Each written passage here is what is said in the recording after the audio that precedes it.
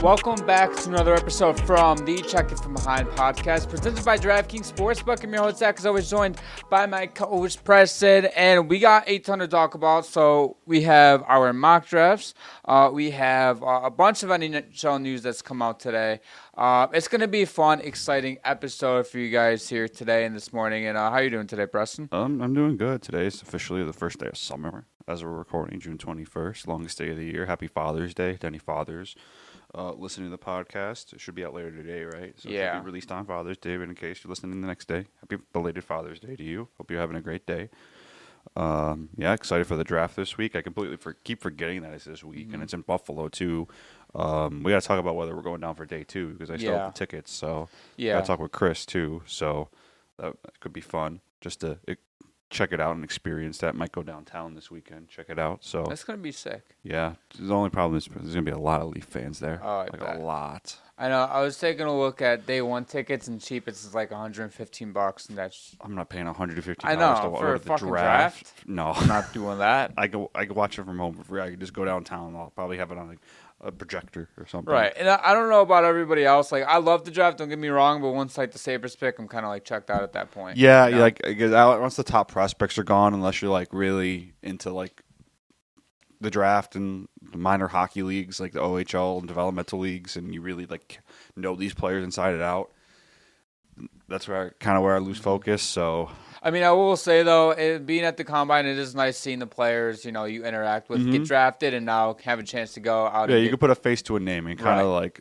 It was like, oh, like I'm rooting for that guy. Like he seemed like a good dude. Yeah, exactly. And there's upside to it for sure. And I mean, we're at that time of year now where every single year, the last 2 years, we've done a mock draft, and then they done really well. People love them. Obviously, we're coming back here with a third straight mock draft here, and we're gonna kick the mock draft Holy shit, the mock draft off here, and then we'll get into some NHL rumors stuff that was floating around the league.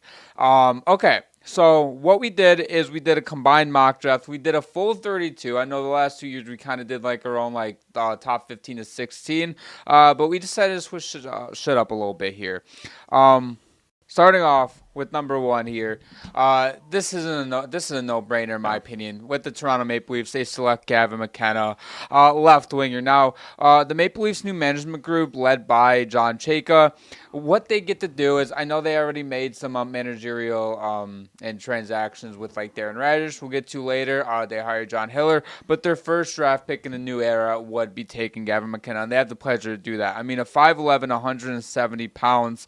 He entered the season as the projected top pick in the draft. Did not go away at all. Actually, it was even better in the NCAA, I thought, at Penn State, the Medicine Hat. And he helped Canada win the bronze medal in the World Junior Championships. So, I mean, 51 points in 35 games, including those 33 points in 19 games. So yeah, this is a no-brainer. The Leafs, this is the best player in the draft. They should take him. I don't even think about it. Yeah. Absolutely. And then number two, we have the San Jose Sharks taking Chase Reed, the defenseman. So this is an interesting one as well because San Jose is at a point where it's like, do they go and take a forward? Do they take Malhotra? Do they take Stenberg? I think it makes way more sense for them just to take a potential franchise defenseman here too. You already have that franchise forward in Macklin Celebrini. You have a really good second elite forward developing in Will Smith. Right now, really what they need to work on is their blue line. They already started to address that a little bit with trading for Michael Kesselring from the Sabres. But Chase Reed, I believe, is the best defenseman in this draft. And this just makes sense for the Sharks to take the best defenseman available here, not best player. It does. And a lot of times when you get up to the top 3 to 5, you usually do take the best player available in most cases. But in this case, like, you already have, by the way, it'd be a luxury to have like a Stenberg or Malhotra and have that log jam of forwards. But if you look at like their youth on the blue line, they don't really have anybody besides Sam Dickinson. Like you brought up, they ended up trading for Michael Kesselring earlier this week as well. And adding Chase Reed to the mix, that gives you a bona fide number one defenseman. Like I don't look at Dickinson as a guy that's going to be a franchise defenseman. I look at him to be a ceiling of a top 2 defenseman, to be a really good defenseman in the league. But getting Chase Reed solidifies the back end there, and then on top of it, now you also have Askarov as a goaltender. I think you're setting the Sharks up for a great future there.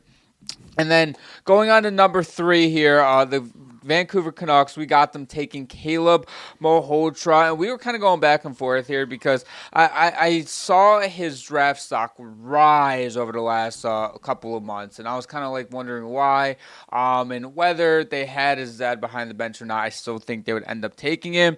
He recorded 84 points in 67 games in the W. And for Medicine Hat. And he's gifted offensively. I mean, he's a committed two-way player. Guy is huge as well. He's 6'2", 182 pounds, very lengthy. He knows how to use his size. He's a great skater. So I think the Canucks right here, they need a centerman that's young, that can go out and be that potential franchise guy, and I think Malhotra is that. Yeah, I think the Canucks are in a position where they just need to take the best player available here. They have needs all over their roster, and I think taking the best center in the draft makes the most sense to me. I don't really see this being like as a nepotism pick because his dad's behind the bench. Caleb was going to be a top 5 pick regardless of whether his dad was coaching the Canucks or not. I don't really think this changes the Canucks' thinking. I think there's a decent chance that they were going to take him regardless whether they hired his dad or not to be the coach. Like I said, the Canucks are just in a position where they need players in any position, and they're just going to take there's no better way to start than taking a potential number 1 center. Absolutely. At number 4, we have the Chicago Blackhawks taking Carson Cartels, a defenseman, 6'2", 198 pounds. He's a big guy, would look good with Levchinov. Chicago's also in a position where I think they're similar to San Jose, where they're starting to build up a pretty good core of young forwards, with Connor Bedard and Frank Nazar, where they really need to start building out that blue line. And no better way to start with Carson Cartels, who should really help move the puck and run power play and be like kind of like a quarterback for the Blackhawks, where I don't know if Levchinov's really was going to be that guy.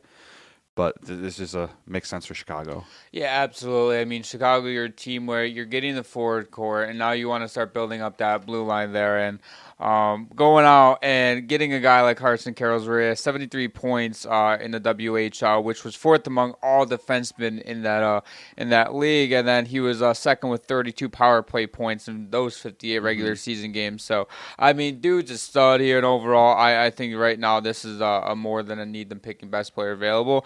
And number 5 here, we have Ivar Stenberg going to the Rangers. Yeah, the guy who everybody has like going top 3. And Stenberg, 5'11", 183 pounds. He had 33 points in the SHL in 43 games played, which were most by an 18-year-old forward, since Daniel and Henrik Sedin. Guy's just an offensive, dynamic player who can drive play to create opportunities and just finish his opportunities that he is given. And with the Rangers, again, this is a team that has to go best player available up here because they just have holes everywhere. Wouldn't shock me if they went defenseman here too. If Stenberg, I think Stenberg could go 3. It depends where Vancouver wants a center or a winger. And Stenberg dropping to 5 isn't like a discount of his talent. It's because I think it would be stupid for San Jose and Chicago to not take defensemen here. Now, if we see Stenberg go top 3, Rangers are going to pick either Caleb Malhotra as a center, or they're going to go, I would assume, Carroll's, who I don't think is going before Reed there. Correct. So I would see them, if Carroll's or Malhotra are not taken by here and Stenberg is already taken, they're going one of those two, in my opinion. For sure. But, the Rangers are in a position where, they kind of they need to get younger everywhere, too. So Stenberg is arguably the second best player in this draft. Just the teams above them are taking based on positional need rather than top player available outside of Toronto, where they kind of is the best player in this draft. But this would be quite a get for the Rangers. It would add a lot of dynamic playmaking to their team. And then at 6, the Calgary Flames take defenseman Albert Smits. This is a pick I think would pay dividends right away for the Flames. He's already played. He's played in the Olympics. I think he could be a day 1 impact player for the Flames. Where they also, I think they kind of really need players most spots in their roster where they don't really have that bona fide number 1 guy. They did end up taking a defenseman a couple of years ago, and Zane Pareka. So this would be a good compliment for him. Who he did play his first NHL games this year. He played 37 games this year for the Flames. So I think just adding more to the cupboard, like maybe like it doesn't like you see with the Sabres where building your team out through defense can help. Yeah. And getting as many elite defensemen as you can doesn't hurt. I mean, we've seen it with Vegas as well, too, right? Like, they went out and they just stocked up on defensemen. Yeah, their top four was pretty good. Yeah. And then you even look at them like the best teams built through defense and then through centers. Yeah. And then they complement everything else with the wings and, obviously go from there. And then, with this pick here, right now, like the Flames, yes, they need a winger, they need center, they need literally everything, right? Except I would argue goaltender. I'm obviously not going to take a goaltender here. No, I don't think there's a goalie good enough to go even in the first round. Yeah, I know. So, but like Smith's right here is best player available. He ended up averaging 18.44 in 4 games for Latvia at the 2026 Winter Olympics, despite being the youngest player on the team. Strong skater. He has high offensive game and maturity on and off the ice. And frankly, I think Smith would be, like you said, a day one contributor here for the Flames if he can end up making the roster straight out of a training camp. And then we go on to number 7, and the Kraken, we finally have them taking a defenseman, Keaton Verhoff. So the Kraken have been looking to find their franchise defenseman, right? We thought they were potentially going to go Merca last year at 8. They don't go ahead and do that. Yeah. They let him fall. Take another center. Yeah, they took another center. And I think they've taken centers each of their first 5 years of existence during the draft. Aside of Beniers is a winger, right? Beniers was drafted as a center. Okay. So, but yeah, he transitioned over to winger. Yeah. Because they have too many centers. But Keaton, though, the 17-year-old passed every single test when he stepped to the level of play at NCAA hockey. He had 20 points in 36 games as a freshman. And then also he had a good finishing ability here, and he also had 4 assists in 5 games while he just kept getting more and more ice time for Team Canada at the World Junior Championships. So I think this is a great pick. In the Kraken, if they don't go defenseman, man, we got some issues on our hands. Yeah, if Jason Broderill, I know you're a big fan of the show. You're in our comments all the time. I know you're listening. Don't take a fucking center. Don't overthink this. Just take a defenseman. This has been the biggest weakness on the Kraken for years. Is their defense isn't very good. They tried to address for Brandon Montour. He's a good start, but you're not finished yet. Yeah, like the Kraken, they have like the Montour, Vince Dunn, they have Riker Evans, but like after Montour and Dunn especially, you have a bunch of like third pair defensemen on your team. I think at best Montour is like a second pair defenseman anyway. So yeah, Dunn, like they need to really get a top pair defense, and that's a big glaring issue for Seattle. Has a lot of issues with their team, but defense I think is arguably their biggest. Maybe goaltending. I know Decord's okay, but I think you can do better than him. Yeah, like you're just getting a more consistent guy with him. But yeah, I love this pick for the Kraken. And at number 8, the Winnipeg Jets are taking Vigo Bjork. I hope I said that right. You did.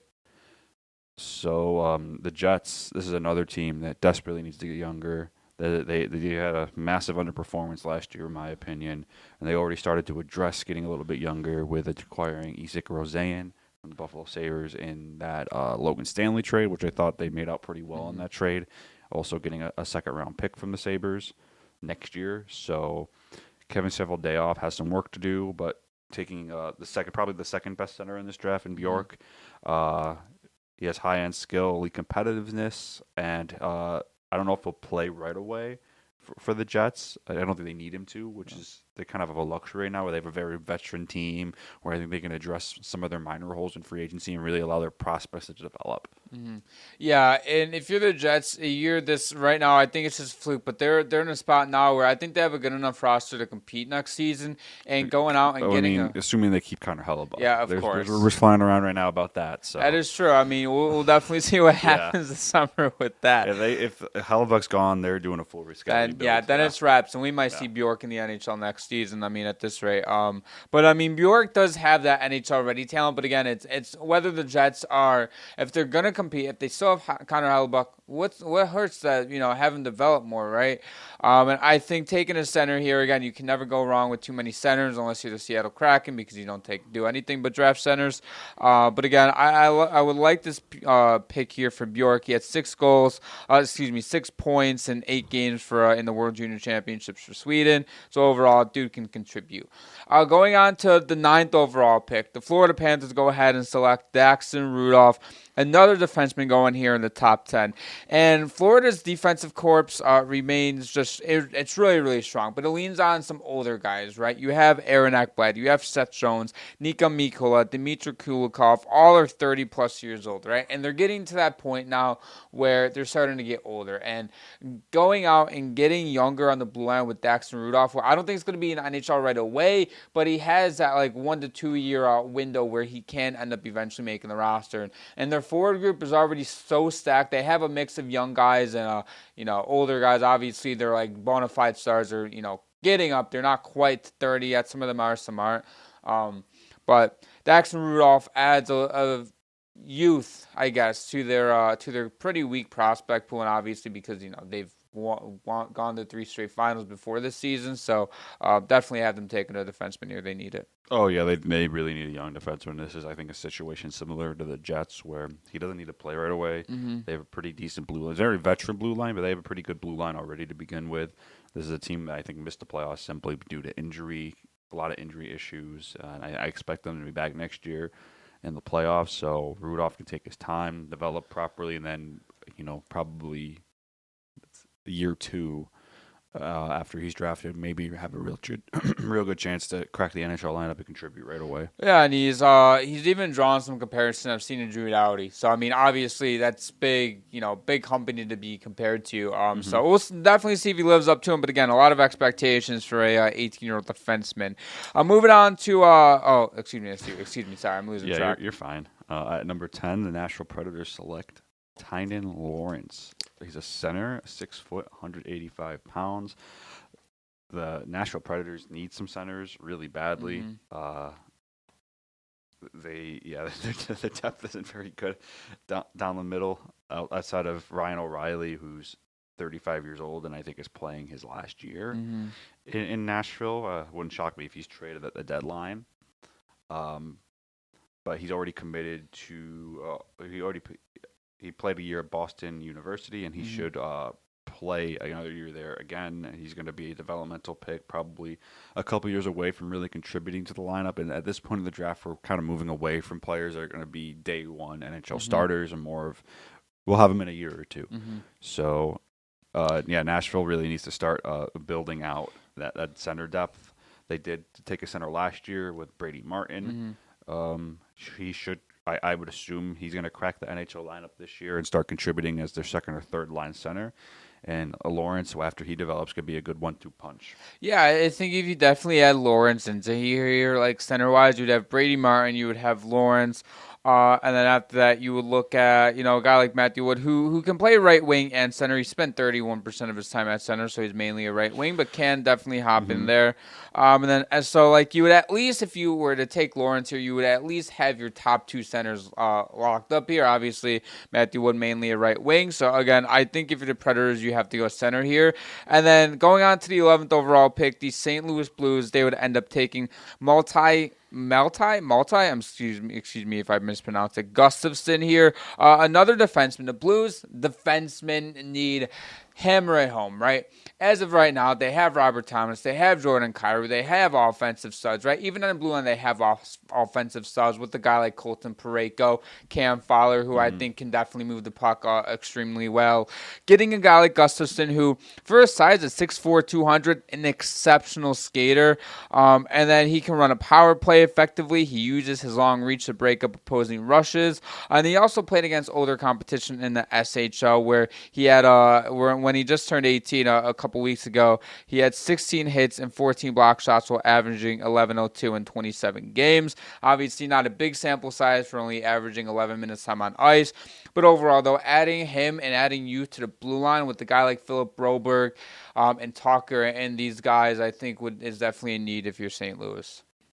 Totally, yeah. It's no secret that the Blues have been desperately trying to acquire a top-floor defenseman for the last few years. They were heavily involved in trade rumors for Bowen Byram last summer. Wouldn't shock me if the rumors around Byram are true again this summer for them to be heavily involved in talks. But nonetheless, they do have 2 picks pretty soon together.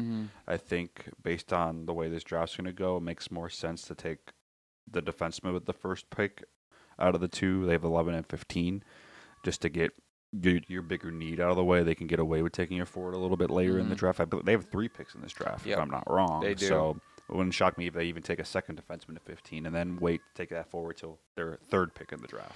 Yeah, absolutely. Okay, and then at number 12, the New Jersey Devils select Wyatt Cullen. Wyatt Cullen, who's the son of longtime NHL player Matt Cullen.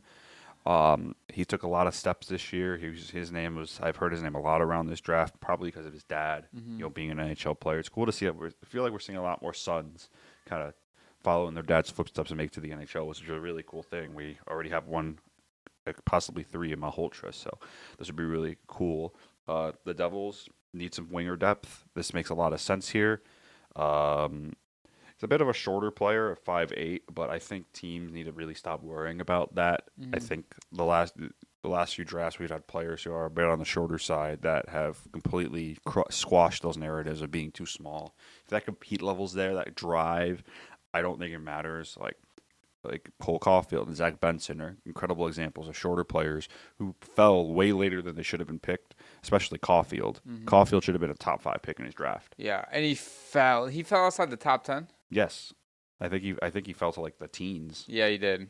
Yeah. I remember that. I thought it was stupid. It was. And yeah. A guy like Cullen, and when you add him to the Devils here, like, I don't necessarily see – I see, like, holes on the roster, but I don't necessarily see, like, glaring holes like you saw with, obviously, the teams above them. But going out and getting a guy like Cullen who's an offensive dynamic scoring winger and can definitely, put the puck in the net, but also he's a good playmaker at 29 assists in 40 games. Again, he's a great skater. Like, just overall, like dude's a stud. Going on here to number 13, the New York Islanders will end up selecting Oliver Suvanto, a center. The Islanders, man, they could definitely use a forward here, whether they go center or whether they go ringer. I think that's their biggest need. Just because, you look at their current system, right? And I know they ended up hiring Pete DeBoer. If people forget about that, I know, because it was so early in the playoffs there. But yes, they hired Pete DeBoer, and I don't know what his system's going to be like in New York, because, again, it's different roster structure than Dallas. But if people remember, in Dallas, it was very like, we're going to beat you defensively, but also we're going to have those couple goal scorers that can go out and put the puck in the back of the net. And with the New York Islanders roster construction, they already have that defensive foundation in place, right? Yeah. And even, having like Matthew Schaefer, Kashawn Aitchison on the back end there to build it, I think it doesn't make sense to take a defenseman here, going out and taking a center there, because you already have some forward guys, like you have Bo Horvat, Matthew Barzal, like guys that you can complement with, and I think this would be a great pick if you're the Islanders. Yeah, I think the Islanders need to start building a speed first roster. I think they've been one of the slower teams the last few years. They're starting to get faster with guys like Matthew Schaefer. They already have a pretty good defensive core in the pipeline with Schaefer, who won Rookie of the Year, looks like number 1 franchise type of player, and Aitchison they also took last year in the draft, who has a good chance to make the NHL this year. So the Islanders are, in a pretty good spot right now to start competing. I think this free agency cycle is going to be big for them to see what kind of players they bring in to complement them. But yeah, it's going to be interesting to see where Peter DeBoer's system fits in. I think they need to be speed first, high dynamic playmaking. They're starting to build players that can have that. They already have an elite goaltender. The Islanders aren't that far off. And on top of it too, they do have Eklund as well to add to the forward group. So yeah, so they're in a pretty good spot right now. I think this is going to be more so a big free agency for them to see what veterans they can bring in to complement their young core that they're building. Absolutely. At 14, the Columbus Blue Jackets select Ethan Belchets. Belchets, who last year had a season-ending broken left clavicle, missed a lot of time. He is committed to play at Michigan State next year, so this guy's going to probably be in college for a couple of years. I don't know. I don't know. Like the Columbus, I feel like has been getting pretty unlucky the last few years with their draft picks, of them getting injured. So they feel comfortable, with the injury thing. Go for it. He's a great player when he's healthy, and that might have affected his draft stock a little bit. But Columbus, I think they're an interesting team right now, where I think they their forward depth is a little bit more developed than their defensive depth, but you might take a look at who's available here and see, okay, like how many of these like really, truly great defensemen are left in this draft? Because at this point, unless one falls, there's probably not going to be many. Right. And if you're Columbus, like, yeah, we do have Ethan Belchest going here, but if they went, a certain defenseman, or if they went, a center, like, I don't think they need a center right now, but just like in general, where I think if you're the Blue Jackets right now, you're looking at who's available, and you might be going best player available right here, and I do believe Ethan is the best player available. But even if you see a guy like, Oliver Cervanto drop, or if, multi Gustafsson drops, like, you're taking Gustafsson 10 times out of 10 in my opinion. But I do think Ethan Belichett is just a tad better here than Thomas Blale, who I have the Blues taking at 15. After the Blues going ahead and selecting a defenseman with their 11th overall pick, we have them going with another defenseman. Again, just adding that youth to their blue line here. And, I wouldn't be shocked as well if the Blues did use one of their 3 picks, assuming 15 or 29, to go ahead and go out and get an NHL ready defenseman right away, like you brought up Bowen Byram, or maybe it's somebody, maybe it's even a guy like Jordan Spence in Ottawa, who was a day 2 trade from LA last year. So Blale, though, 5'11", 165 pounds.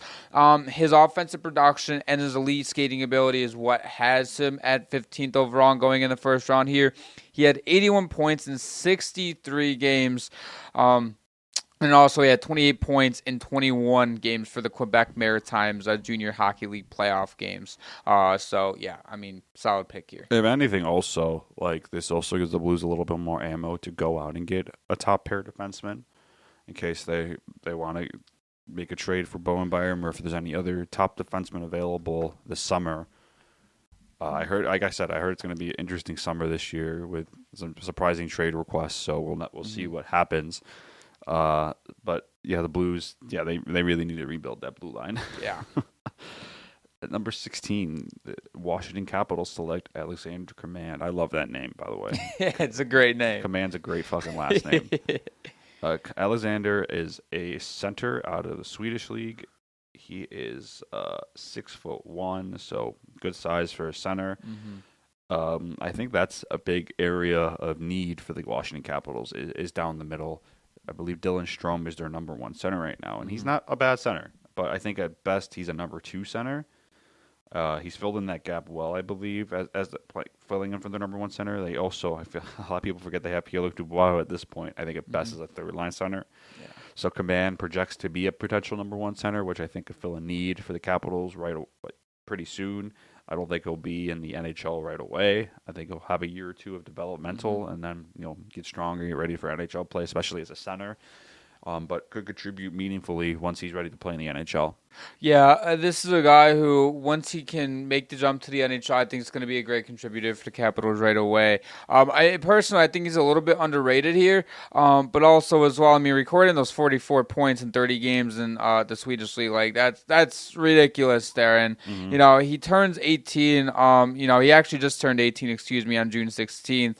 And then he played 6 games for the SHL this season, which highlighted his upward trajectory, because a lot of times we see these guys who play in the SHL that are 18-year-olds, and it's like, oh, they have 10 points, 11 points, and, you have people that are like, oh, that's not good. It's like these guys, it's like them pretty much playing in the NHL, except it's a step down, essentially. The third best league, professional hockey league in the world.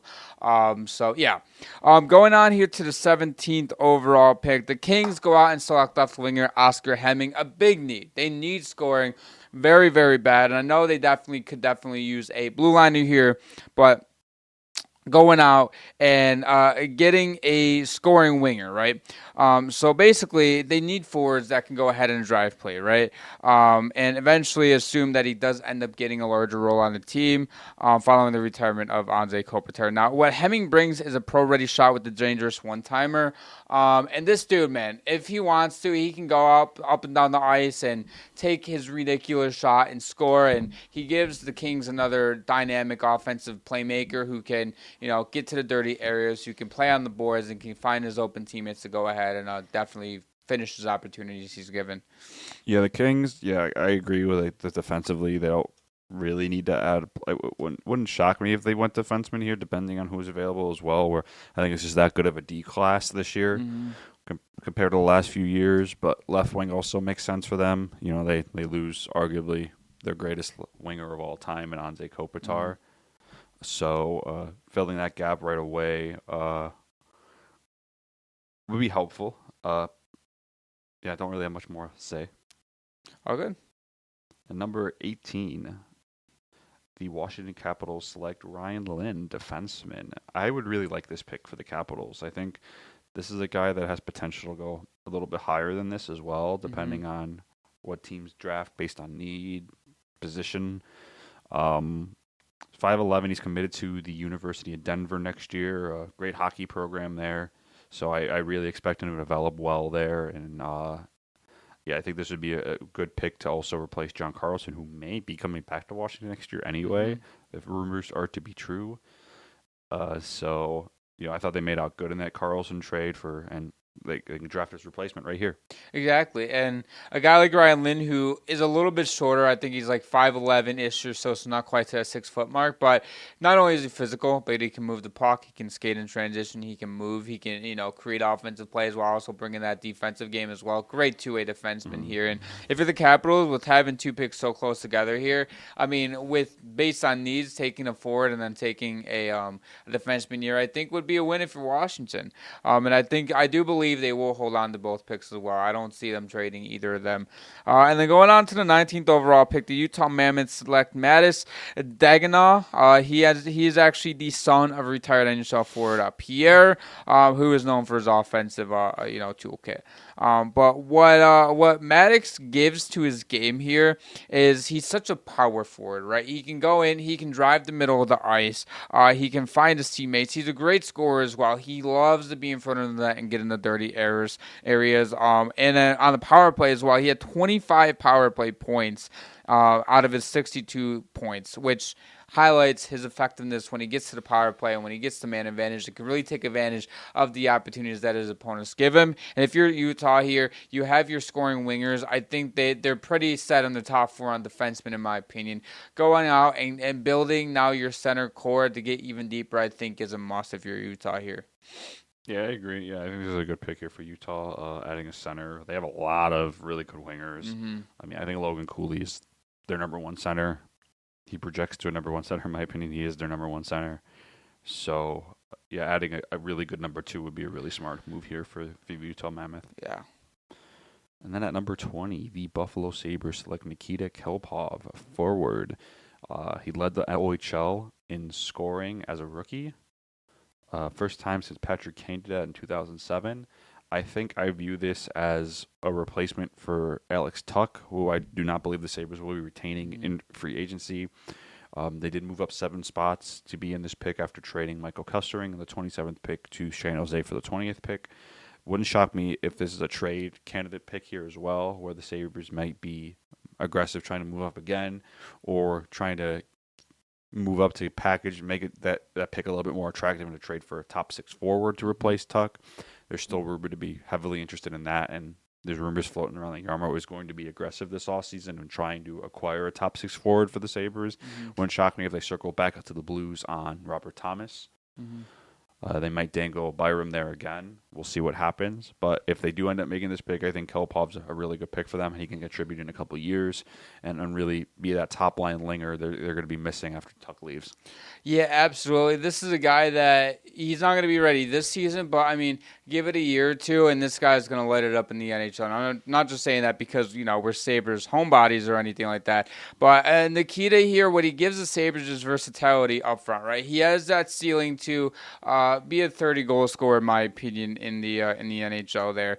And, I mean, yeah, like you said, I mean, first OHL rookie since Patrick Kane, and Kane went first overall, right? Obviously, I know Kane's a little bit of a different Kane situation. Was fucking, you know, we all know about Patty Kane here. But again, I think this is a good pick for the Sabres here. Moving on here to the 21st overall pick, the Flyers go ahead and take Xavier Villanueva, defenseman. And now, gets a lot of comparisons to Lane Hudson, right, which is appropriate. I mean, 5'11", 162 pounds, a very undersized defenseman. However, though, has a game-changing ability offensively, right? He can skate the puck to end like Lane Hudson. He can run a power play at the top of the point at the next level, and I really think the Flyers here, they need to go defenseman. Like, I know they have holes around, right? They need stronger centers, this, that, and the third. But looking at their blue line, though, like, you can build a team around a strong blue line, and that's what I really emphasize coming into this draft, that you're seeing a lot of first-round level talent defensemen in this draft. Go ahead and take your guy, and I think Villanueva will be that guy for the Flyers. Adding him to, like, Cam York. I know Sanheim's 30, but still adding him to that. They went out and traded for Juracek earlier in the season from Minnesota on that 1-for-1 trade. So adding a guy like Villanueva here, I think, is a must for Philly. Yeah, adding a defense. Yeah, I think that's where the Flyers need to start looking out to build as well. Briere already started to try to address that with the kind of trades he made the last few years. Mm-hmm. I think they have some good forward pieces in place. I think there's going to be a lot of pressure on Michkov this year to quiet the doubters after he had a pretty horrendous playoff. Mm-hmm. They made it to the second round despite his poor play, but. Yeah, I think taking a defenseman here is a smart move for the Flyers. And at number 22, the Pittsburgh Penguins select Juho Piiparainen. He's another defenseman, right-handed shot. He's more of a defensive defenseman than other players in this draft. Pittsburgh is another team, I think, where they need to start building out. Pittsburgh, they're in a weird situation because I don't think they're as good as they performed last year. Mm-hmm. They had a lot of vets, like Anthony Mantha. Like, what the hell happened to him last year? I know. He's a prime overpay candidate in the free agent market after scoring 33 goals this year. Mm-hmm. But they've had seemingly everything go right for them, and then they got bounced in the first round. If you look at their blue line, it's not overly impressive. You have Erik Karlsson and Letang, who are both 35+. Sam Girard, Ryan Graves is still there somehow. Yeah, they really need to start getting some young defensemen here and rebuild that cupboard of young defensemen where they haven't really had a good young defenseman in a long time. Yeah, if you're the Penguins, right, going out and getting another defenseman here. So 6'1", 201 pounds. I mean, like you said, defensive-minded guy who can use his reach. He can use his size. He's very defensively minded and has a very high IQ. But also as well, once he retrieves the puck in his defensive zone, he can move it up the ice effectively, which is why he's here. He's played against grown men in Finland, and overall, I mean, this would be a really good pick for the Penguins. And moving on to the 23rd overall pick, the Bruins will go ahead and select Jack Hextall. They would select another center after going Hagens last year. This is a need for the Bruins. I mean, we talked about it all season where we felt like their depth down the middle wasn't quite great. And do I think also their winger depth isn't good? Absolutely. But again, building your team around centers, we saw how good the Bruins teams were in the 2010s and early 2020s when they had centers down the middle, right? And then they have a pretty strong blue line, I would think. I know, their top four. I think they have issue with their blue line as well. I think their top four is serviceable, right? But yeah, going a guy like Jack Hextall here, who recorded 50 points in 59 games, 6 foot 188. I mean, he's a great playmaker, and overall, I mean, once he develops in another year or two, he can be more efficient, effective, and polished. And overall, definitely be effective for the Bruins if everything pans out. Yeah, I think the Bruins have a bigger need right now. It's center than defense, but I do have some issues with the defensive core. This is a team that really struggled moving the puck out of their own zone and breakouts. Outside of Charlie McAvoy, Lindholm's a good defenseman, but he's getting slower and older. Zadorov just is in the box every period, and Lohrei, he's younger. I thought he was a bit of a liability for them in the playoffs, where the Sabres are kind of noticing when he was on the ice and taking advantage of him with turnovers and pressuring him. So also wouldn't shock me if they take a defenseman here, but I think center is their bigger need, where they've had Elias Lindholm and Pavel Zacha rotating in as their number one center, which I don't think is great. Mm-hmm. At best, they're both number two centers. Maybe Zacha's a third line center. They do have James Hagen, who could project to being a first-line center. I expect him to be in the NHL full-time this year. He did play some playoff games. Didn't look great. Looked a little like a fish out of water, which would be expected for an 18-year-old kid playing his first NHL hockey in the playoffs, which is a lot to ask. And I think they ended up realizing that and sending him down the last few games after he looked a little lost out there. Yeah.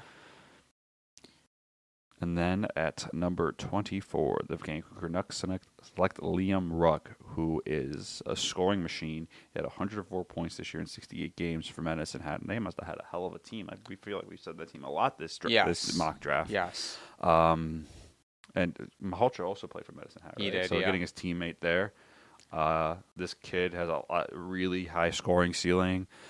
He could be a 30, 40 goal scorer, I think, in the NHL. And this would be more of a developmental piece to Malhotra. Wouldn't shock me if he goes back to the WHL to play another year. No reason to have him play on what I think is going to be a terrible Canucks team next year as well. Just ruining a development year. Yeah, just like have him go play in a league, go dominate in the WHL, maybe go score 50 goals. Yeah, see what you can do. Like you're the old man now in that league, and show everyone that you're better than them. Exactly, and then you get to your draft 2 year, post draft 2 year. And at that point, you're just, either he's going to be in the AHL or he's going to be NHL ready. And I think he has a chance to be NHL ready for the 27-28 season. If we can see the Canucks kind of start to either take that next step. I know they're going to be bad for the next, 4 to 5 years, but at least not look so terrible compared to, the 20-point gap they had between themselves and 31st. I think they're going to be pretty bad next year, too. So... going on to 25th, the Kraken, they go ahead and take left winger Adam Novotny. Novotny is 6'1", 205 pounds, a power forward who has such a great shot. And with Peterborough, he had 65 points with them on 58 games. And also, he was a phenomenal player for Czechia at the World Juniors Championships. Now, this guy, the Kraken, again, like we said, they go ahead and they go away from centers. They took a defenseman. They go ahead and they add more scoring with Novotny, and he doesn't really jump off the page. Definitely more of a project. But if he can figure his tools out here and the Kraken can develop him right, he can definitely be a middle six guy for the Kraken in the next, I'd say, 3 years. Yeah, the Kraken... I feel like they're forward just a bunch of guys right now, especially down the wing. But taking a winger here makes sense. He's a big guy, powerful guy, can drive, go in the corner, get a puck, and he's not afraid to stand his ground in front of the net and be a good net front presence. So this pick makes a lot of sense for the Kraken. Moving on to the 26th overall pick, the New York Rangers select Matthias Preston. A good last name, buddy. He's a bit of an interesting case where he is coming off a pretty major knee injury, missed, I think, almost a whole draft year. So that might affect his draft stock a little bit. Maybe a bit of a minor risk here for the Rangers taking him. I think that's why they're taking him at 26 and not. He's not like a top 15 pick in this draft. They just have to be patient with him. They'll give him the time he needs to get his confidence back and recovery from his knee injury. But once he develops, he likes to shoot a lot. He's a fast guy and he can move the puck well. So. Yeah, this right here would be a great pick for the Rangers because they need the goal scoring, and taking a guy like Preston, who, like you brought up, the knee injury, the major injury, like definitely a scare there because, again, it's a knee, right? Those never really go away. Yeah, exactly. So if he can handle it, or if he's great, like with his knee, and he can keep up his speed, and he still has a great shot, like I think he could definitely be a solid NHLer for them. And you go on to the 27th overall pick here. The Sharks taking William Hakinson, a defenseman, 6'4", 207 pounds. This guy is just so physical. He would bring a different element to the blue line. And again, in a defensive heavy draft, this is where the Sharks, you can go out and you can add to your blue line. You go ahead and take Chase Reed second overall. Now you take Hakinson, who's a big body there, who had 2 assists in 22 SHL games this season. And yes, he is more of a raw prospect, so you're going to see more development time. I wouldn't be shocked if he goes back to the AHL for at least another year to get more games under his belt, and then come over to North America the following year and then develop in the AHL that way. But this dude definitely, I mean, he's a first rounder for a reason. The Sharks know how to develop guys, and I mean, he could definitely be entering the roster when they're just entering the prime years in that core currently in San Jose. Yeah, I think taking another defenseman here makes sense. He's a big guy, 6'4", 207 pounds. So I think he projects to being a second pair defenseman, which the Sharks also have a need for. And him being a couple years away would also give him time. I think San Jose's almost ready to compete heavily for a playoff spot. It wouldn't shock me if they get even closer next year or maybe even sneak in. Depends if Celebrini can put the team on his back again like he did and how well Reed projects in his first year in the NHL. But yeah, adding another top four defenseman here would just, I think, add to the embarrassment of riches that the Sharks are developing. And I think I could see them being on a kind of a similar path to the Canadiens that were through their rebuild where they just made really smart picks. I think obviously the big difference here is they have that franchise piece in Celebrini, where I think the Canadiens. Would you argue? Would you say? I think Cole Caulfield's a franchise player. Yeah, I absolutely would. It's a bit of a different game style than Celebrini, where Celebrini's I think more of an all-around player. But regardless, moving on to the Montreal Canadiens, picking up at 28th overall, they select defenseman Adam Goldner. I probably butchered that, and the comments are going to call me an idiot. Okay.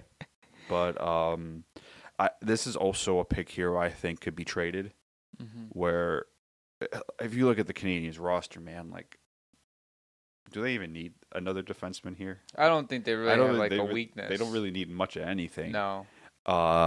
They've been very clear about them wanting to acquire a top six forward that will be sign a long-term deal with them or be there long-term. I don't know if 28, you'd have to package 28 plus, I think, to get that kind of guy in a trade, unless they are aggressive and move up, similar to what kind of Buffalo's been trying to do, and move up in the draft to kind of make that pick more attractive to teams that might be willing to trade away a top six forward. Wouldn't shock me if the Canadiens are also in the market for Alex Tuch come this free agency, where he would fit that kind of mold.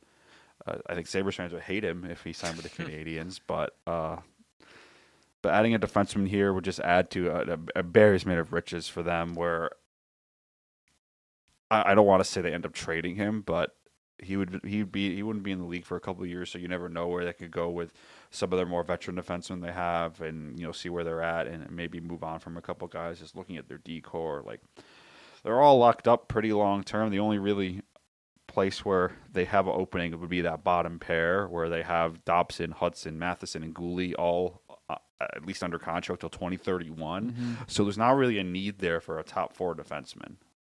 Yeah, and on top of it, too, they still have David Reinback, who they're kind of high on as well. And, like you said, having those embarrassment of riches, too. Okay, if they go ahead take Adam Goldner here, like we do have them at getting 394 pounds, that's sick. I mean, adding a big physical defenseman who can move the puck for the Canadiens would be phenomenal. But do they take, if they don't trade the 28th pick, if they go ahead and pick this, use this pick here to draft the guy, do they go ahead and whoever they draft here, in this case Goldner, to package up to go out and get another guy, right? Obviously a guy that you're not saying right now, because again, you're not going to draft a guy just to trade him right away. But like, in a year or two, do they, look at it and be like, yeah, like we're all set on the roster, like go out and fill a bigger need that they might have, Going on to the 29th overall pick, the Blues go ahead and select Igor Shilov as center. With the third pick of the first round, the Blues can finally go out and get a skilled forward who is an outstanding rookie in the queue, right? Creative, elusive forward who, as he grows and gets bigger and gains more weight and grows a little bit more, he can definitely, become stronger here. And he is committed to play at Penn State potentially next season, so we'll see where that goes with him. But so yeah, he wouldn't be ready for the NHL for a couple years. Again, we're in that frame of time now. But overall, I mean, if you're the Blues, you could either use this pick, which I think they definitely can, or again, you can package it up. But right now, I mean, I really like the Blues going center here. Yeah, this is their pick where it really makes sense for them to take a forward here, where I think they have such big needs defensively right now. Because just looking at that D-core, man, like, ugh. Not a little rough. Yeah, not a big fan of it. So it makes sense for the first 2 picks to take a defenseman here. Where with Shilov, you could take a couple years and do they end up moving Jordan Kyrou or Robert Thomas? I think there's a higher chance they move Kyrou instead of Thomas. I think Robert Thomas is just Armstrong having a poker face and saying, "Oh yeah, he's available," and I'll try to pull him out last second. He's like, "Actually, we'll do Kyrou instead. This deal's still good." Yeah, which didn't work in this trade deadline. Well, it's going to be interesting because the Blues will have a bit of a different look after this draft, where Alexander Steen will take over as the general manager. So maybe a little bit of a different approach, especially when it comes to trades. But nonetheless, makes sense for them to take a center forward here with the 29th overall pick. Moving on to the 30th pick, the Calgary Flames with their second pick of the first round. This is from Vegas. They select Elton Hermanson. Yeah. Sorry, I had to sound it out. You're good. He's a 6'1" right winger. This is more of a developmental pick where it wouldn't shock me to see some teams take a little bit of risk here with taking some guys off the board a little bit. With Hermanson, he had a really good World Juniors, being named the tournament's best player, led the tournament in points, 12 points.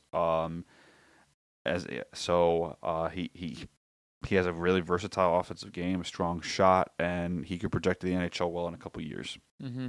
Yeah, and the Flames just going out, getting a right winger here. He was named the tournament's best forward for the World Under-18s this past season, leading all players with 12 points in 7 games played for Sweden. Guy is a high-end skater with a versatile offensive game, and dude's shot is phenomenal. Going over here to 31st, the Carolina Hurricanes go ahead and select Casey Mutrin, right wing, 6'3", 200 pounds. He had 47 points, including 10 power play goals in 63 games as a powered forward presence there. The Hurricanes here, again, they don't have a need at all. This is kind of just like taking best player available. Mm-hmm. And right now, I think Casey would be the best player available if you're the Hurricanes. Oh, for sure. Yeah, the Hurricanes are in a spot. They just won a Stanley Cup. They're in a really good spot right now. They have most of their team locked up on really team-friendly deals. Wouldn't shock me if they're a player in free agency. Not a great free agency class, but they have plenty of cap space. They have $11 million in cap space, and they don't. The only UFA they have is Mike Riley, mm-hmm. who is just going to walk because he's a depth defenseman, and then Nikishin, who's their only RFA they have to sign, which I'd probably expect a bridge deal, probably mm-hmm. in the $4 to $5 million a year range, or they could go out and be a player. I think they're going to try to move Kakiniemi as well in the offseason. Whoever will take that contract. Yeah. But Carolina, they just take best player available here, which I think is Mutrin at this point. And moving on to the last pick in the draft, if you're wondering why, hey, wait, the Carolina Hurricanes won the Stanley Cup. Why don't they have the last pick in the first round? Is because Ottawa is picking last in the first round as punishment for not honoring Evgeny Dodonov's no trade clause a few years ago when they tried trading him to Anaheim. Mm-hmm. So originally the pick was taken away, but after the owner changed, the owner felt like it was a bit unfair and it wasn't his fault, and the NHL agreed with that. It was like, we still want to punish you for breaking the rules, but we're not going to strip away your first round pick, so you just have the last pick of the first round. And the Senators select JP Herbert. Interesting names in this draft. Better than last year. That is true. Last year was rough. Last year had a lot of tough names. I know we got a lot of comments calling us out for saying names wrong. Recorded 97 points in 68 games in the WHL. Has a high scoring ceiling. This would be a good pick here. I think Ottawa, they really need goal scoring. I think that was a big issue they had mm-hmm. in the playoffs, where I think when Allmark's playing his best hockey, and their defense, I thought, played well enough in the playoffs. They just couldn't score a damn goal. I get they were playing Carolina, who arguably, no, I don't think arguably, they had the best defense in the whole playoffs. Yeah. So, and Freddie Anderson played, but he played out of his mind in the first mm-hmm. round. He was the best. I think he was the best player in the whole NHL in the first round this year. Yes. But Ottawa takes another forward here, adds some scoring, probably will be on the Senators in a couple years. Who knows what the team ends up looking like in a couple years with the Brady Tkachuk thing going on. Ottawa, it could be interesting for them. He's also a UFA in a couple years, so we'll see what happens with that. But that is I don't know if you have any comments to add. No, that's our mock draft there. Yeah, so let us know. I'm sure we're idiots and we got it wrong, or we're geniuses. This is not a script for the draft, so I'd be. No, this is a script. What do we mean? No, I'm kidding. I mean, I'm pretty sure we got number 1 and 2 right, though. I'm pretty confident about that. I'm pretty confident. Really, I'm pretty confident about Gavin McKenna going number 1. I would lock that in. Toronto literally told Gavin McKenna that they were going to take him first. So. Oh, they did? Yeah. Yeah. No. They're going to absolutely lock it in. These are going to be these exact picks for each. Listen, we're going 32 for 32. I can guarantee you. No, the NHL draft is this Friday. It's going to be exciting. Unfortunately, I work until 9 o'clock, so I can't stream it myself and do live reaction, which kind of sucks because everybody wants to see the first. I mean, I don't know if there's going to be too big of a reaction where I feel like, oh my God! No, I'm kidding. I feel like the first 5-6 picks are really set in stone who the players are going to be. You just might see a difference in the order they go in. Yeah. I think it's all going to depend on who Vancouver takes at 3. Yeah, Vancouver, they're a wild card, man. Let me tell you. I think they're going to lean Malhotra just because he's a center, but Vancouver, like we said, they have needs all throughout their roster. Wouldn't shock me if they take a defenseman there or Stenberg. But yeah, I think that's really where you're going to see the draft start to get shaken up as 3rd overall pick. Honestly, yeah, where you see whatever the Sharks take and the Canucks take, like I think the Sharks are going to take Reed. I think it'd be kind of dumb for them not to. It would be really dumb. And if you are the Canucks and you take Malhotra, I think that sets it up for kind of what our like top 5 to 7 look like. But again, they could take Stenberg for all we know. I mean, they need positions anywhere. Well, who knows? Even if Chase Reed goes 2nd overall, they go ahead. They could take like Keaton Verhoff, for example, and all of a sudden he's 3rd, and now things really get fucked up. Okay, it all comes down to this: a best of 7 battle, and DraftKings has you covered every step of the way. The DraftKings Sports app is now available in all 50 states and includes all markets. Sweat every shift of the series all in one place with one app. New DraftKings customers sign up with code THPN, spend $5 to get $200 in rewards within 21 days. That's code THPN in partnership with DraftKings. The crown is yours. Gambling problem? Call 1-800-GAMBLER. In New York, call 877-8-HOPE-NY or text HOPE-NY. That is 467-3669. In Connecticut, help is available for gambling problems. Call 888-789-7777 or visit ccpg.org. Please play responsibly.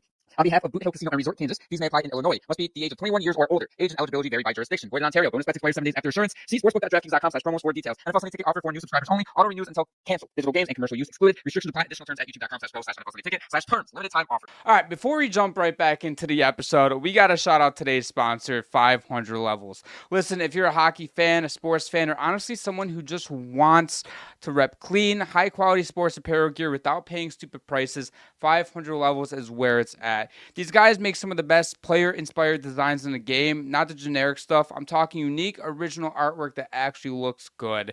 You want vintage vibes? They got it. You want bold, modern designs? They've got that too. Use code CFBPOD at checkout for 20% off your entire order. Again, code CFBPOD for 20% off. So that was our mock draft. We got some NHL news to go over and touch on here because there's a lot going on here in the NHL. I feel like it's kind of been a little bit busier around this time of year than it has over the last. The Stanley Cup final is over. The playoffs are over. New league calendar starts next week. So teams are starting to get ready for next season. Drafts this week. It's going to be a lot of trades, free agencies coming right up. So there's going to be a lot to talk about these next couple of weeks. Doesn't it feel busier like around this time than it has the last year or two, or am I just tripping? Or maybe that's recency bias. I think it's just because it's been so slow during the playoffs. It's usually busy this kind of year. Okay. I think this year I think it's a bit more spread out this year than it was the last couple of years because the final ended so late. And like you literally had a few days in between the Stanley Cup being awarded and the draft and then free agency. So you had a lot like to talk about in like a week. Where here I think it's a little bit more spread out. And there is a lot of news this week, which is typical of the draft week. I think there's going to be more even upcoming this week, probably to talk about on our Wednesday episode. Yep. So, yeah, but we'll start off, I guess, with the Bruins announced they are going to be retiring Patrice Bergeron's number. Shocked. I'm genuinely floored here. I'm not.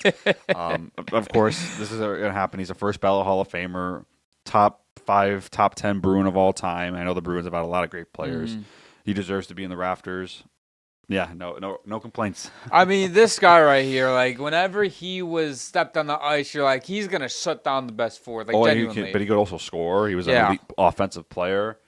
Yeah, he's an all-timer. sure. 860+ point seasons. He has 6 Selkies. I mean, he ran the Selkie Award from 2011 until 2017, winning it almost every single season except not for a year or two, which one of those seasons was the lockout year. He didn't win it.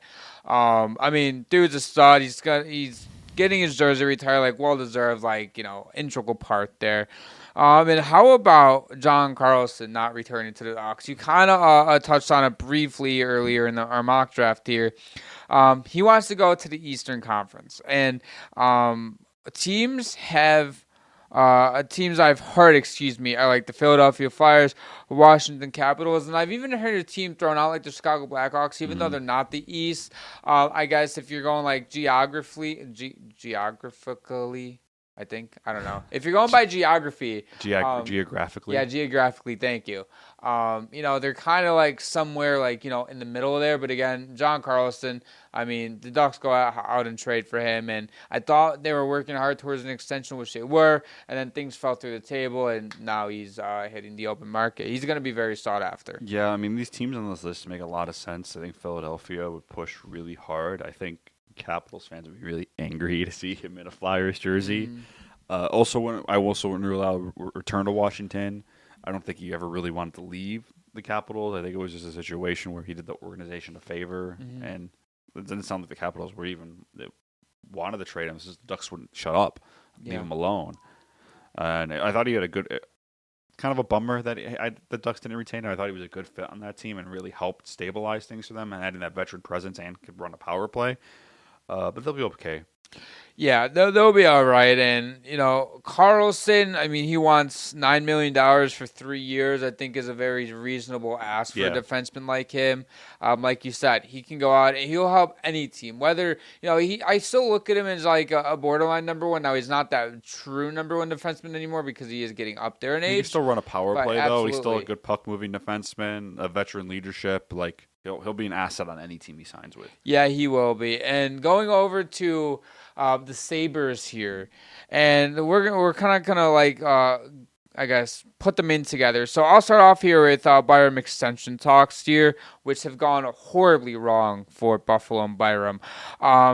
They ended up having talks during the combine, and it just nothing was going anywhere. And it's not like Buffalo, like where he doesn't want to be in Buffalo and he hates his teammates or whatever.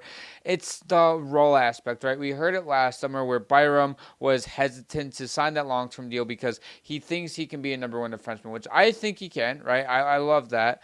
But he just wants a bigger role on a team. But he also wants to go out and a win and be on to compete for a Stanley Cup every single year. So you kind of get like that battle if you're him where, okay, you can be a number one defenseman, but if you want to be a number one defenseman, you might not be shipped to a Stanley Cup winning team. But if you stay on a team like Buffalo or you get shipped to a Stanley Cup contender, you might not end up being, that number one defenseman. So yeah, I think it's an interesting bet he's making on himself. And yeah, that's all. I've heard it's not a money thing. It's more of a role thing where he really believes that he's a number one defenseman. He had an excellent playoff for the Sabres. He probably looks at the team. He sees they have Dahlin and Power. Like those are clearly their guys. They're already on long-term deals. Like they had a bit of. I thought he did well. They gave him a bigger role this year for sure. He was on their power play too this year. He had his best season ever in the NHL. It was a half a point per game. As a Sabres fan, I'd love to keep him. To have a top four of Dahlin, Samuelsson, Power, and Byron would be absurd. And they were a big difference maker this year in making the playoffs and in the playoffs, where all four of them I thought were excellent in the playoffs. I think if you're the Sabres, though, unless I'm not really keen on trading him right now, unless you can get a big top six forward in return or another really good defenseman that could play in that top four, where there's going to be an interesting market for him because I know there's going to be teams that are really interested in him. I think the Sharks are going to pursue him heavily. I think the Blues will pursue him heavily. The Flyers, I don't know if you want to trade him in conference. I think if I'm the Sabres, I'd rather trade him out of the conference. Like, I know Toronto, people were talking about that. I would not even entertain the idea of trading him to the Leafs. The only way I would entertain that, I'm not gonna lie, is if we were to be like, all right, Matthew Knies on the table. And I don't think Matthew Knies is available anymore. Oh, I've heard that. I've also heard that he's being available as well. Like teams are still calling on him. So there's reports coming from everything about Matthew Nice. Yeah, because I know that once Chayka took over, they kind of were like, I don't know if we want to trade him. That was more of a Bradshaw living thing where they did trade him at the deadline to the Montreal Canadiens, but they called it in late. Yep. Fucking Toronto's going to Toronto. Could they have dodged a bullet, though? Yeah. Because that was a rough package. What were they going to get for him? It was like Zarovsky, a couple of picks, and an NHL player. Yeah, that's not a great return. Yeah. And that would have been disgusting for the Canadiens. Yeah. Ugh, I'm glad. They would have gotten a 23-year-old locked up for the next 5 years at 7.5. Yeah, like immediately playing their top line. I know. That would have been gross. Yeah, I agree with you. Like, if you're Buffalo, I'm not keen on trading him either, unless, like you said, you get that top 6 young forward right away. Like, I don't know if they even want a young one. I think they want a guy that has good term, and like, I think the Sabres are going to, if the Blues are calling, I say the Sabres are like, Robert Thomas, or shut the fuck up. Yeah. And I don't know if you take that risk with the Sabres of walking him to UFA, which I think Byram seems intent to do. Mm-hmm. I think the Sabres had to give him an offer that he could like not refuse, but they're not in the situation cap-wise where you look at the way they're paying their blue line right now, where I think they do have the most expensive blue line in the league right now. Because Dahlin is deservedly getting $11 million a year. Power, I think, is on a pretty team-friendly deal at 8.3. Sanderson, 4.2. That's a bargain. But yeah, I mean, if you want to pay your 3 defensemen over, I think Byron would probably be $9 to $10 million a year to retain him long term. Mm-hmm. And I think you get into an interesting situation if you're Buffalo, because going into, so the first year that extension would kick in, 27-28, they would work with $55.6 million in cap space. Obviously, that's all projections-wise. But, you'd have UFAs and Zucker and Greenway. Greenway wouldn't come back. Zucker, you could sign him on a shorter-term deal at a little bit cheaper than what he's getting now. He's already 34. Jack Quinn, RFA, and Yuri Kulik is an RFA as well. And you would also, again, Bowen Byron would be a UFA. That would be the big guy right there. So you would look at that, and maybe you will have the money to go ahead and,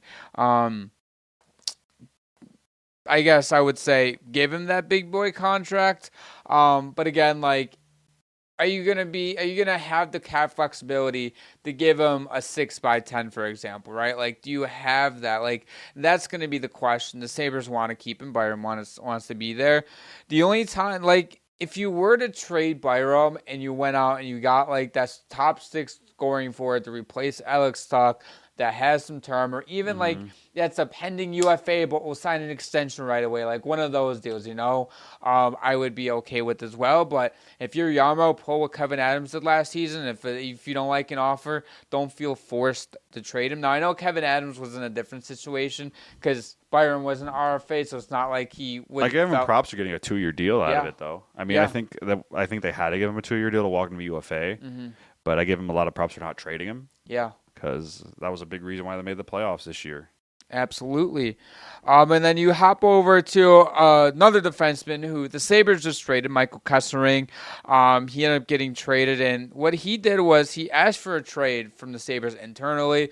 Nobody knew about this. It just kind of like stayed low, and nobody leaked it. And so Michael Kessering, we kind of all figured he was going to get traded, and I'm not really shocked that he went to Buffalo instead. He just wants to change his scenery. Yeah. That doesn't really surprise me that they ended up trading him. It never really worked out. No. Where he they had high expectations for him, being a long-term partner for Owen Power. Got injured in training camp and preseason, missed a lot of time. I believe then he came back, then he hurt his ankle. Mm-hmm. Never really could settle in. He did end up playing a playoff game, and Lindy Ruff clearly wasn't happy with his game because he played 2 shifts. Mm-hmm. It makes sense that he asked for a trade and wanted a fresh start somewhere. San Jose had a big need for a right shot defenseman. Won't cost much to retain, especially given the year that he's had. He is an RFA, so I wouldn't expect him to cost more than $3 million to have under contract for the next year or two. And he's got to prove himself that, I had a bad season last year. It was just a fluke. I give Sabres credit for just honoring his request and getting him out of there and putting him in a position where he can succeed and prove it. They could have traded him to like some team where he'd be buried in the lineup because he'd be cheap and say, okay, good luck, buddy. But in San Jose, they're giving him a real opportunity to prove the naysayers wrong and really have an opportunity to play well. Yeah, his role is going to open up in San Jose and be a top 2 to 3 defenseman on that team. Well, he'd be top 2 now. He'd be top 4, I think. He'd be playing a lot though. Yeah, he would. He'd be playing power play minutes, I would assume, and get a bigger role there. But again, like you said, props to the Sabres for just honoring it and doing him good. Again, no hard feelings with him at all. Again, things just didn't work out. And I really felt like his game was getting better before the trade deadline. Yeah, but I thought he was playing okay, and then the Sabres clearly weren't. I think Lindy Ruff was pretty uncomfortable with him. He's like, I don't know if I want him playing in the playoffs. And they go out and get Logan Stanley, Luke Shen, and even they were playing Metsa over him. And I think Metsa stepping up this year really also put it in perspective. It's like, well, we already have Metsa here, who we think is already better than Kesselring, and he's also a really cheap player. We'd rather just keep him around. Yeah, like Metsa got called up because Kesselring got hurt, and Metsa took his opportunity and ran with it and did not look back at all. I will say Metsa is a UFA, though. Okay. So. Going to be on a cheaper deal, though. But he's a UFA, though. He can talk with anybody. That is true. So, not necessarily guaranteed that the Sabres retain him. But moving on, the NHL has wrapped up its investigation into Mac Babcock, and the Edmonton Oilers are expected to hire him. I'm sorry, Oilers fans. I'm sorry. I've seen their reactions. They're very, very, very unhappy. They see this as the beginning of the end for the McDavid era. Oilers as being true contenders. I really don't like this hire. I think this is the most desperate hire the Oilers could have made. I think the funniest thing ever also would be for as soon as they hire him, Vegas is like, okay, Bruce Cassidy, you can go talk to anybody you want now. Because it wouldn't shock me at all if Vegas is doing this just to spite them. Yeah. I mean, Mike Babcock, worse hire than Jimmy Hiller by far. Just given his history. Like, I know Mike Babcock was a good coach 20 years ago. Mm-hmm. Very different league, and his players still fucking hated him 20 years ago. But they put up with it because they had Hendrik Zetterberg, they had Pavel Datsyuk, they had Nick Lidstrom, they had the veterans. Like guys, let's just play our game.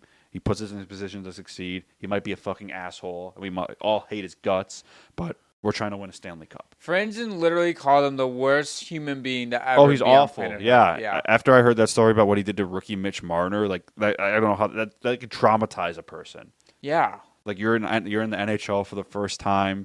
You're trying to prove that you belong. The vets. He wants to prove that he belongs in the NHL to the vets and earn a spot in the locker room, and then to be publicly shamed by your coach and force you to rank your teammates. What the fuck? That is some psycho shit. It was just all mental manipulation. Where I think Babcock's so obsessed with being like the alpha in the room. Like you don't have to be a coach and be their friends. Mm-hmm. No one's asking you to be their friends, but you don't have to make their fucking life miserable where they dread coming to the fucking rink every morning because their coach is going to put you through some mental exercise to torment you to prove that he's a bigger man than you. Exactly. Like what the fuck? I really don't like this hire at all. I think it's awful. I think this is the worst hire that they potentially could have made, and it's not even close. Like, bringing in Mike Babcock, you're just driving McDavid out of town at this point. And the fact that I know, like, Bob Stauffer has, like, this reputation in Edmonton of being, like, the guy and everything like that. But he reported that, again, McDavid wants a 7-year extension. Like, bringing in Mike Babcock, now, if I'm McDavid, I'm like, are we being fucking for real? But apparently, Mike Babcock met with the leadership group. So, like, it's like, where's... But he did the same shit in Columbus where he went like, I changed. I took a few years away from the game. I'm in a place now where I feel much better about myself. And then literally, like, a month later, he had to fucking resign in disgrace because... As far as we know, like I think there was more stuff that went on, but he was fucking tricking players into giving them their phones and letting them go through their fucking phones. Like, what the fuck? Yeah, and then what just came out, speaking of that, is that it turns out that the phone thing wasn't even the biggest scandal in Columbus. And he was there for, like you said, 2 weeks. Yeah, like, Yeah, he really learned his fucking lesson. The dude just can't help himself. There's some people that are just fucking assholes, and Mike Babcock is one of those people. From what I've heard, he's a genuinely awful person. He hasn't won shit in the NHL since he was with Detroit. He was just a first-round exit. That was Toronto 20 years ago. Exactly. And they had, look at that roster they won the Stanley Cup with. It was stacked. Yes. I don't get it. Yeah, this is just pure desperation by the Oilers. I think this will blow up in their face. And Kaboom. And players know about this reputation. I know I'm going on for I really hate this. I know I'm going on for a tangent about this, but he has a reputation with players on the league. If you're like a free agent, why the fuck would you want to go to? Yeah, I know they have McDavid, but I have to deal with fucking Mike Babcock. And an agent, multiple agents around the league have prefaced this. They're afraid that their players without clauses are going to get traded, that Edmonton have to deal with Mike Babcock. Like, these agents are like they're literally afraid for their players. Yeah, no, I don't blame them. Like, I wouldn't want to play for Mike Babcock, would you? No. I wouldn't want to play for a coach that would try to make my life hell. You're going to walk into the locker room, first thing he says is, can I give you this whiteboard, and I want you to rank your players by... I think he's going to be very careful his first few weeks there. He doesn't want to resign, because if he does something wrong again, he's done. Oh yeah, he's done, blackballed. I think he should have been done after the Columbus thing. I think so as well. But I thought he was done after the Columbus thing. Yeah, he hasn't done anything in hockey in years because he's a fucking disgrace. No one wants anything to do with him. Yeah. He's built up this bad reputation around not just the NHL, but hockey in general. Mm-hmm. That's what happens when you're a fucking terrible person. Yeah. Like, I don't care that you won a Stanley Cup 20 fucking years ago.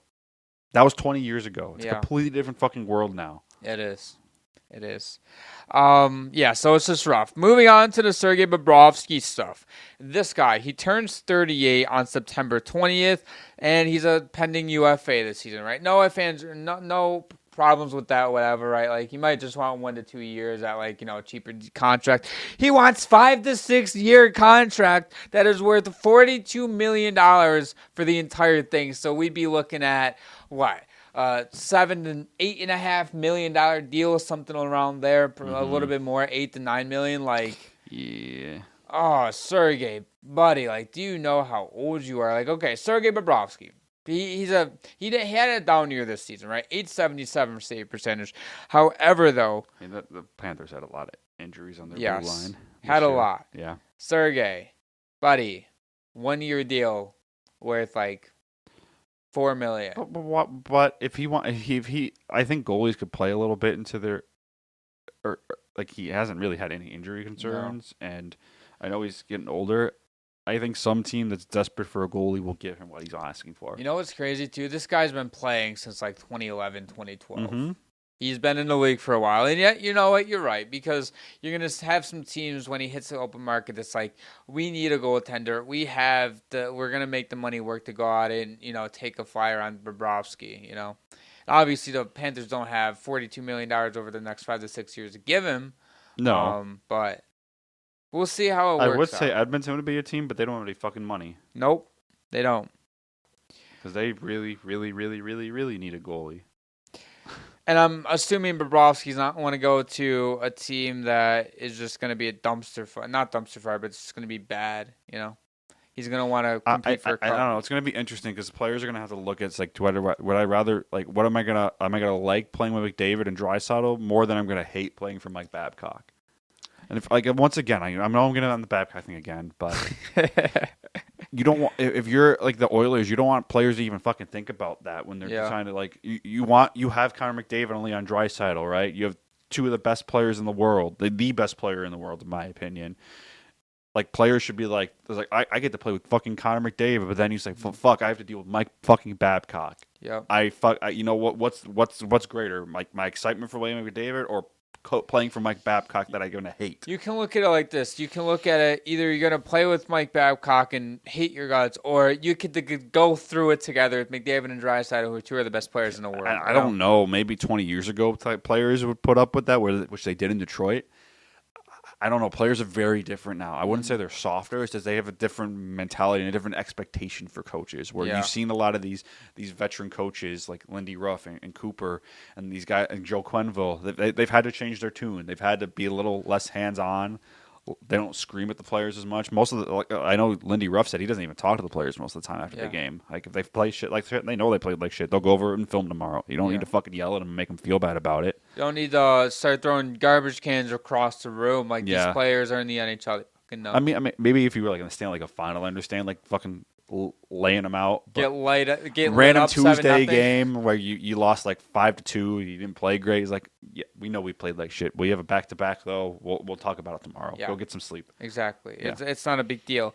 And then with Jonathan Toews retiring from the NHL, extraordinary career, 912 points in 1,149 games. He won 3 Stanley Cups, all with Chicago. He won the Conn Smythe in their first Stanley Cup run. He also has a Selke as well. He got in the mid-2010. So overall, great career. He announced it a couple of days ago officially. I know it came out the afternoon before. They was going to have his press conference. Dude, fuck insiders trying to get a gun on a retirement announcement. Like, I don't like that. Let the team and player like even if you get like if you're like an insider, you get like a text from somebody who's like, "Oh, Taves is going to retire tomorrow." I was like, you know what? I'm just not going to say anything. I'll let him have his moment. But you know what though, because another insider is going to see that, and then they're going to get the first. You know? Yeah, I mean, I'm just making a comment more on the culture of insiders, where everyone's like, there's a human side to it too. I know I'm asking for a lot, but yeah. But then you got Frank Spaghetti, who's gonna fucking jump the gun because, well, I want clicks. I want 20 clicks on my website. On Daily Faceoff. Yeah. Frank Spaghetti, what a name. Yeah. Like Jonathan Toews, he's gonna get his jersey thrown up in the rafters in Chicago. He's a fucking legend. He'll be in the Hall of Fame. Oh yeah. I mean, dude, great two-way center, great leader as well. Like he goes on and off the ice as well. Yeah, no, for sure. He retired. He didn't retire as a Blackhawk though, right? No. It's kind of weird, but yeah, would have been cool to see him just sign like a one-day contract to retire a Blackhawk. Two-time EA Sports NHL cover athlete as well. That's his biggest accomplishment right there. Bigger being than on the cover of probably the worst NHL game of all time in NHL 15. But he was also on the cover of NHL 11. Yeah, but I think NHL 15 was so fucking bad. It was really bad. It was like the worst NHL game ever made. If I was like the age I was now back then, and I wasn't like 14 years old or whatever I was, or 13 years old, I wouldn't have played that game. Yeah, it's awful. Yeah, I had too much time on my hands, and I liked hockey too much. Yeah. Like I'm gonna play it anyway. Well, you had no other options. Exactly. But yeah, that game's genuinely horrible. Oh my god, you had play now, franchise mode, and be a pro mode. Everything was bare bones, and the gameplay was ass. Oh my God. Yeah, it was because it was the first one that was only on like PS4 and Xbox One, so yeah, it was dog shit. They still haven't rebuilt the game. That's when they took out GM Connected. Yep. I'm still waiting for that to come back. If they have that in NHL 27, I got big plans for that. But yeah, it's wraps. It's over. Yeah, that I will be playing that game religiously. But Absolutely. Until then, I don't give a shit.